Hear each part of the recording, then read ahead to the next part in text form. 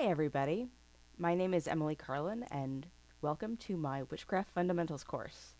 This is a video version of a one-on-one course that I've been giving for a few years now. And I've decided to make a video version to put on YouTube so that more people have access to this material. In this course, we're going to talk about the fundamentals of eclectic witchcraft. I'm going to assume that if you're here, you probably know a little bit about what witchcraft is and what magic is. I'm going to go ahead and assume that you believe in it and that you want to know more about how it actually works. I've been a practicing witch for over 20 years. I'm a published author. I wrote a book a while ago called Defense Against the Dark, all about metaphysical baddies and what to do about them. And I've been writing in the Llewellyn annuals like the Magical Almanac and the Witch's Companion for about 10, 11 years now. So I've been around the block a couple of times. I have made all the mistakes.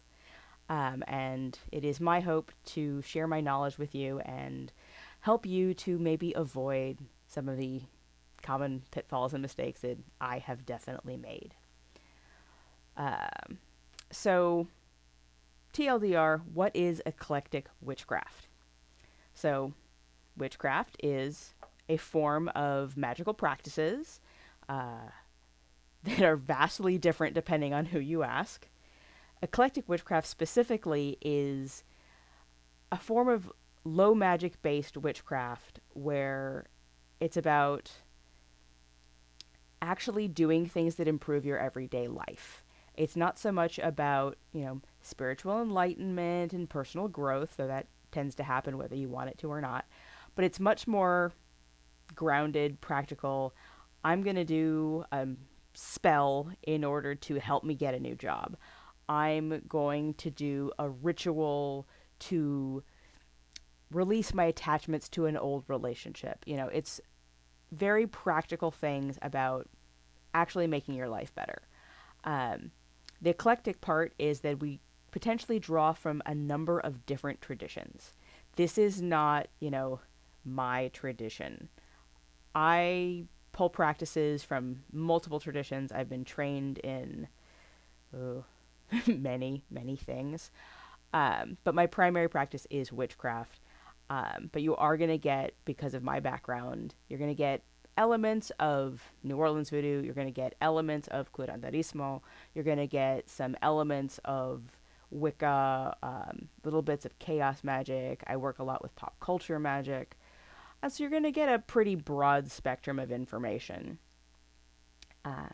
The units of this course, there's 12 units, apart from this introduction and a little conclusion. The first one is cosmology and ethics.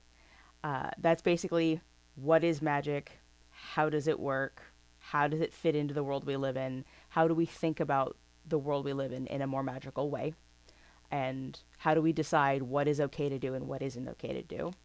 I'm not going to police your ethics, one, because you're out in the world and I can't, but two, I assume that you're an adult and can make your own decisions. You don't really need me to tell you. Second unit is Metaphysical Hygiene. It is the very basic fundamental task for how to take care of your magical self. The magical equivalence of, taking a shower and brushing your teeth to help keep you in tip-top shape and make your magic more effective. Third unit is Sacred Space and Divination. All the basics of where to do magic, how you can make sure that you're safe when you're practicing, and the basics of divination. There are whole vast courses on tarot, runes, scrying. I'm going to give you the introduction, but if you really want to deep dive into that stuff, there's a lot of resources out there.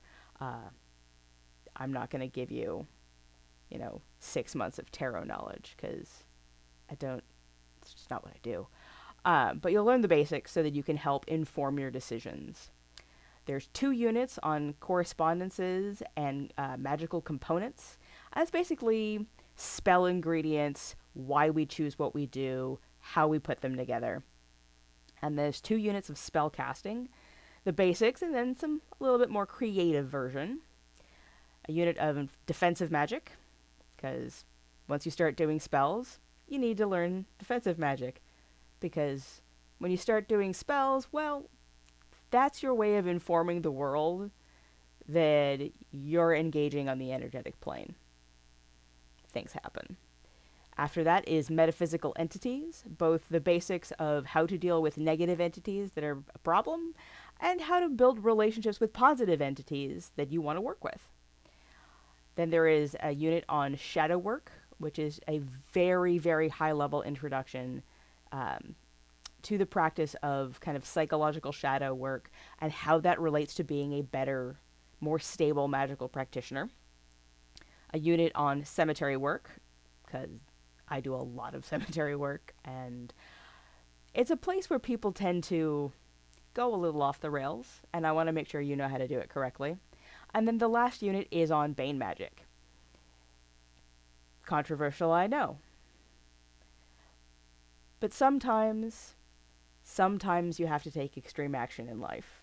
I'd rather you know how to do it correctly and how to defend yourself against it if necessary. Hopefully it will never be necessary. So I'll be putting up all of these videos in succession when I record them. I don't have a set publishing schedule for how I'm going to do the videos and when they're going to be uploaded. So take that as you will. I do really recommend watch the videos in order. They're going to be numbered. It's going to be a playlist. Watch them in order. Every unit builds on the units before it. If you just skip straight to, your topic of interest, skip all the basics, you might not get as much out of it as you could. Even if you're a seasoned practitioner, we all use terms and, metaphors a little differently. We use our symbols a little bit differently. And it's really important to get the most out of this, to know what I mean when I'm using specific terms. Things like, what is a spell? What is intention? What type of components do I recommend using? Which ones do I not recommend using, and why? So please do watch these videos in order. Obviously, I have no control over you. You can do whatever you want, but really, please watch them in order. Another thing that is really important about the way I teach witchcraft is there is no one correct, true answer to any question you have or any way of doing anything. There's no one true path that is the correct way to do magic. There are a million ways to get from point A to point B.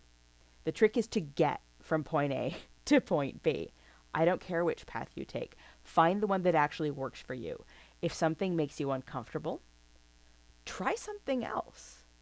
If you're out in the world and someone's like, oh, you can only do, this very specific ritual to get this very specific outcome, and it's the only way to do it, and everything else is utterly irrelevant, you're doing it wrong. Well, that person might be on a bit of a power trip. I don't subscribe to any of that stuff. How you get where you get doesn't really matter. It's, do you actually get there? Are you happy with your end result? So I definitely will be talking about specific techniques and skills and ways of doing things because I can only teach what I know. But if you have different ideas about how to do things that I'm going to show you, that's awesome. I mean, really, try different things. Don't just, oh, Emily says do it this way, so it's the only way I'll ever do it. I'm a human being. 1, I make mistakes all the time. 2, what works for me might not necessarily work for you. In my personal practice, I do pop culture magic and death magic as probably 90% of my practice. That is not for everybody.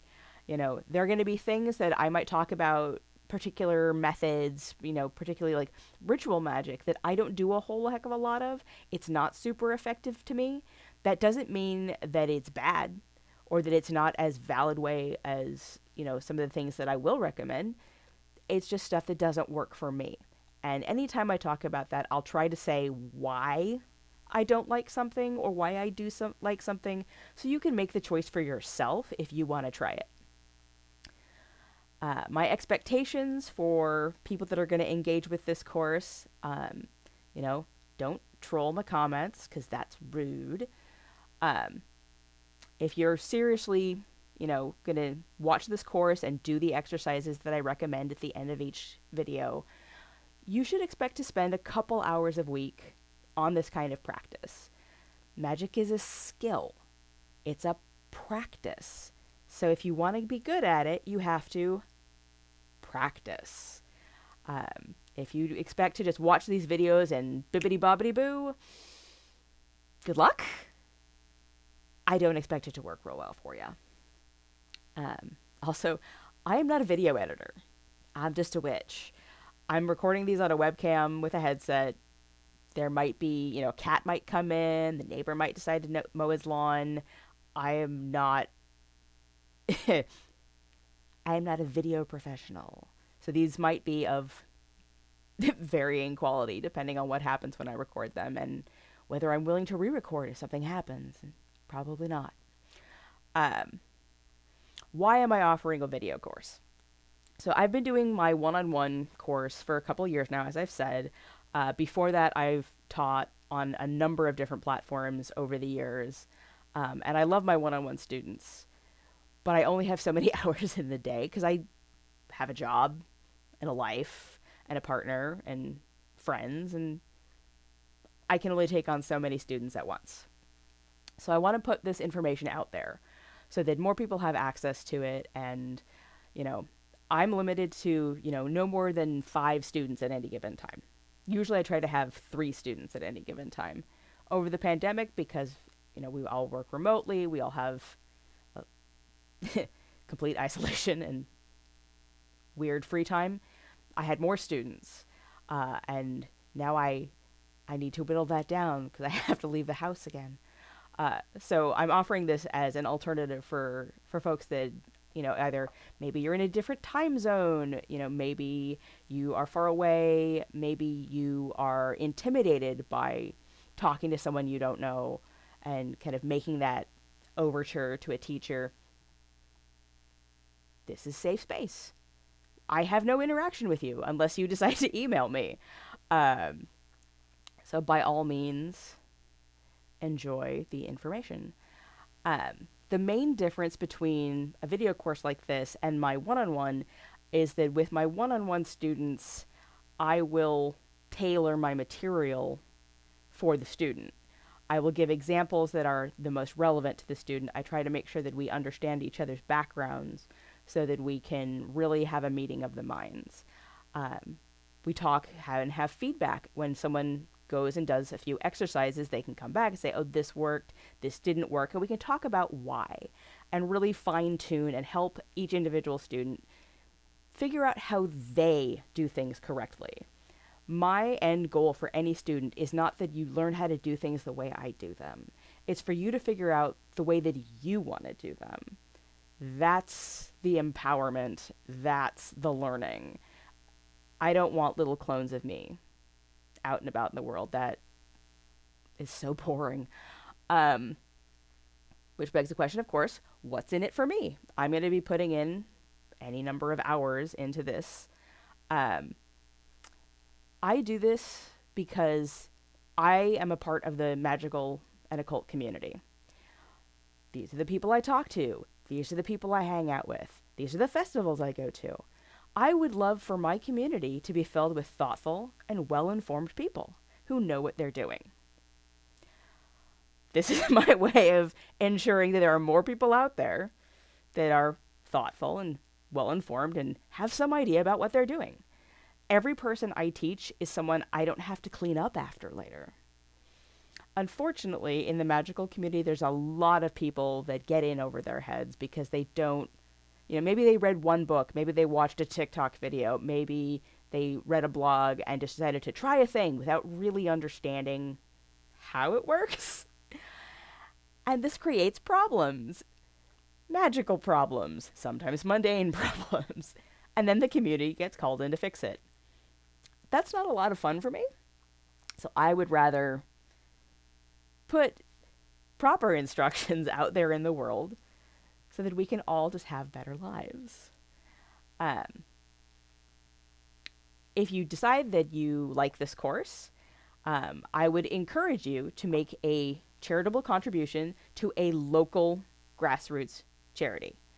As I said, my goal with this is to improve the community I live in. So if you get something out of this course, I would like for you to improve the community you live in, either by making a charitable donation or going out and doing some actual volunteer work. It's all about making your life better, connecting with the world around you, empowering yourself, and hopefully making the world a little bit better place.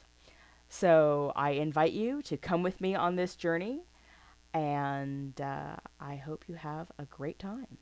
If you want a little bit more information about this course, you can go to my website. It's www.e-carlin, that's CARLIN.com, and I'll put a link down in the description. And I have some more kind of details about what's in the course and who I am and how to get in contact with me. At any time, you're welcome to email me. It is emily@e-carlin.com. If you have some very, very long question that is going to take more than a paragraph or two to answer, I will generally try to schedule a Zoom consult.